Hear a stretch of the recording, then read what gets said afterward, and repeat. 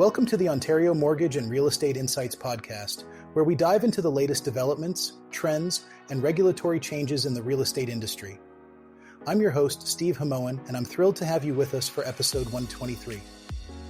Today, we've got some fascinating stories lined up that are sure to spark your interest and inform your decisions in the ever-evolving world of real estate.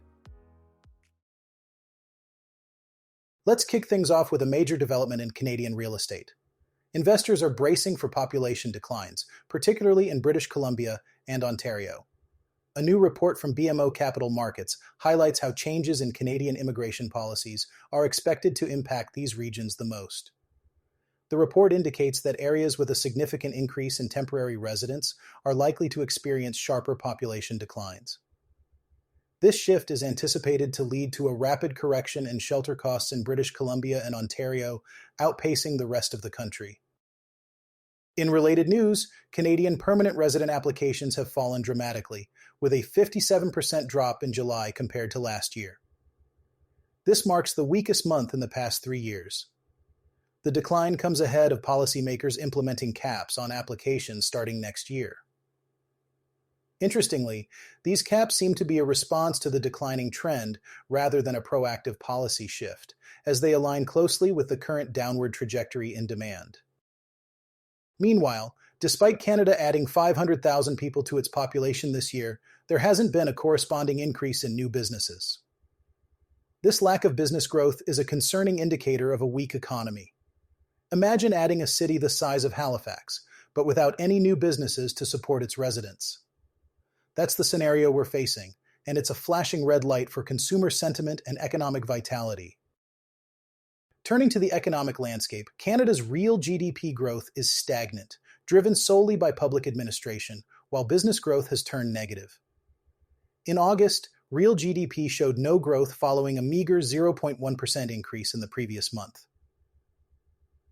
National Bank warns that the 3-month trend for business growth is negative, with the public sector making up for the shortfall. However, this growth isn't in sectors like healthcare or education, but rather in public administration, which could spell trouble when global economic conditions worsen. Lastly, let's focus on Toronto's real estate market, where condo prices have taken a significant hit.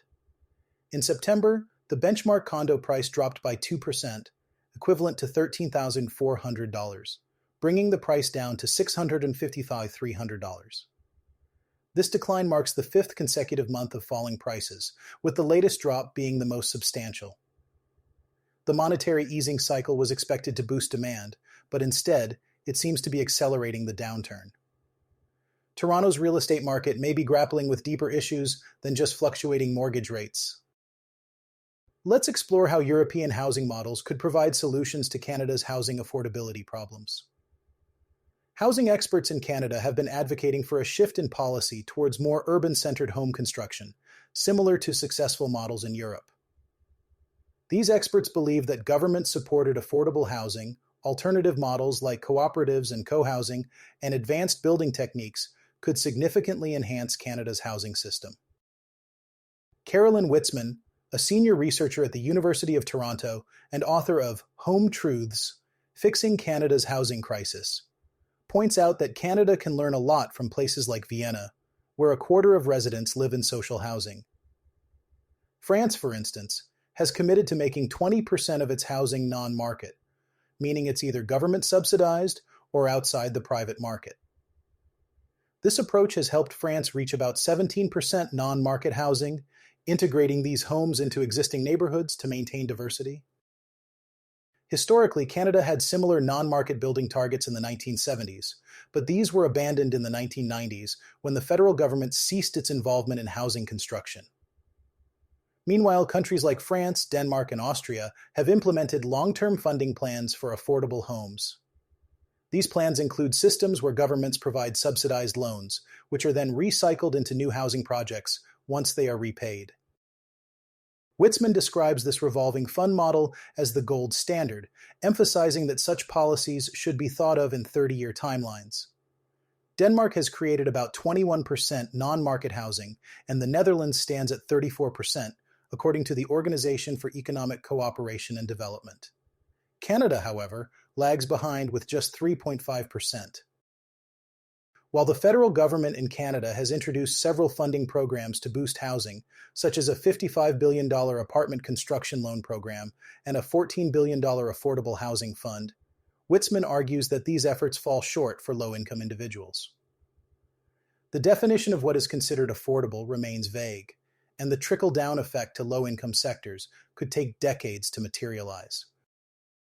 Steady funding and long-term commitments for non-market housing can allow such builders to grow sustainably.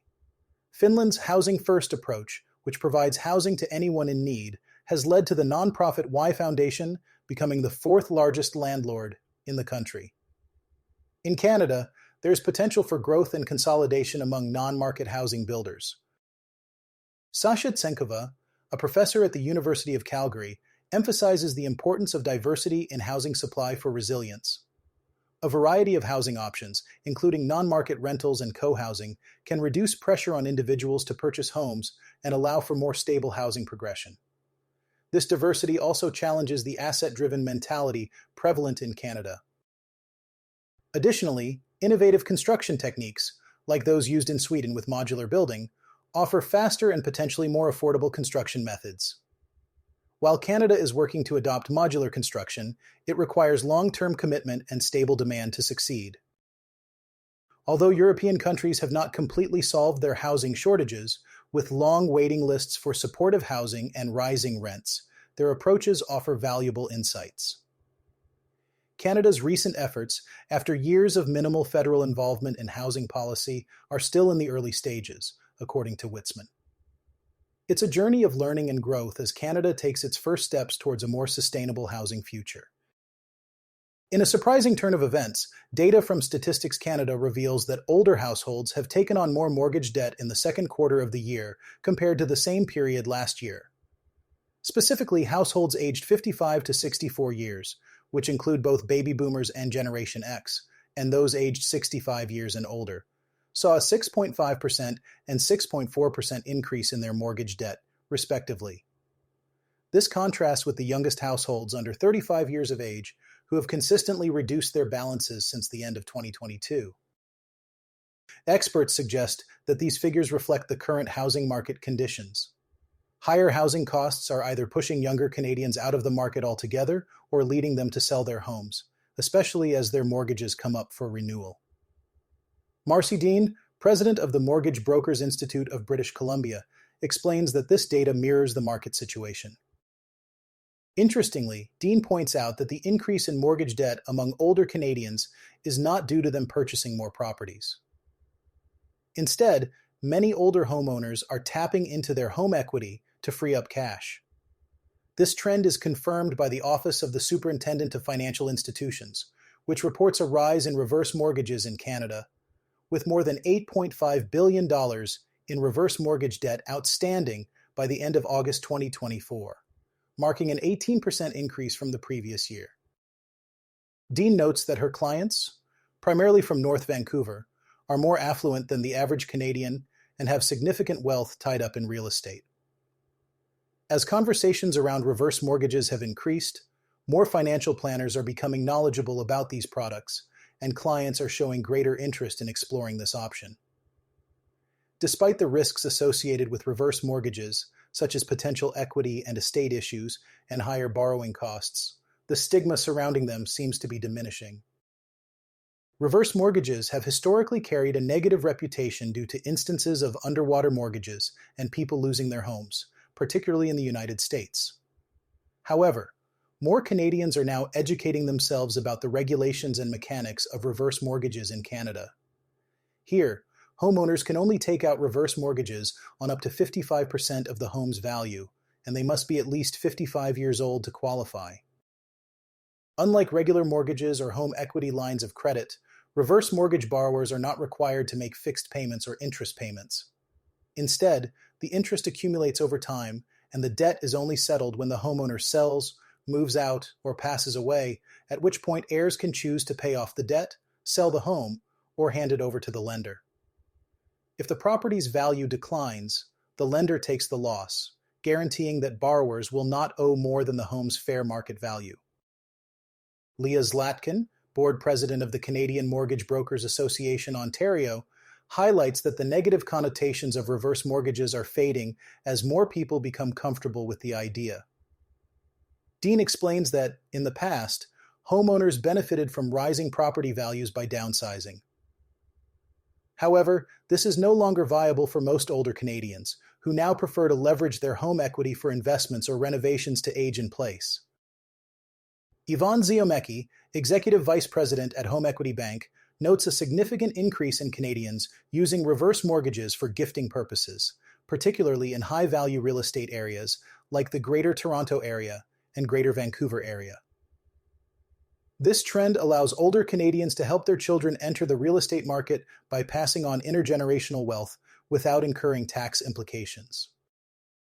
Despite the benefits, reverse mortgages are not suitable for everyone. Hannah McVean, a certified financial planner, warns that older individuals taking on additional mortgage debt, even through reverse mortgages, are assuming risks. She advises exploring all financial options before committing to a reverse mortgage, as the interest rates are typically higher than those of traditional mortgages, potentially leading to a substantial debt when the property is eventually sold. Finally, while rising home values can benefit reverse mortgage borrowers by increasing the remaining equity, this is not guaranteed. McVean cautions against assuming continuous growth in real estate values, highlighting the importance of understanding potential unintended consequences when a significant portion of a family's net worth is invested in real estate. Now let's pivot to some exciting news in the world of education and professional development. Humber Polytechnic is making waves as it becomes the first post-secondary institution in Ontario to receive accreditation from the Financial Services Regulatory Authority of Ontario, or FSRA, to offer a new mortgage agent Level 1 licensing course. This course is set to launch next year and will provide learners with an invaluable opportunity to jumpstart their careers in Ontario's mortgage industry. For those unfamiliar, an Ontario Mortgage Agent Level 1 is a professional who deals or trades in mortgages for a licensed mortgage brokerage, but does so under the supervision of a licensed mortgage broker. Humber's course is meticulously designed to meet the standards set by the Mortgage Broker Regulators Council of Canada, ensuring that it not only adheres to educational requirements, but also maintains technical accuracy for prospective mortgage agents. The program aims to equip learners with the essential knowledge and understanding of the mortgage brokerage industry. It also prepares them to effectively perform the role of a mortgage agent in the mortgage application process. Once participants complete the course, they'll be ready to deal and trade in mortgages with lenders, whether they are financial institutions or approved under the National Housing Act. An important component of the course involves engaging with the legislation governing the mortgage industry.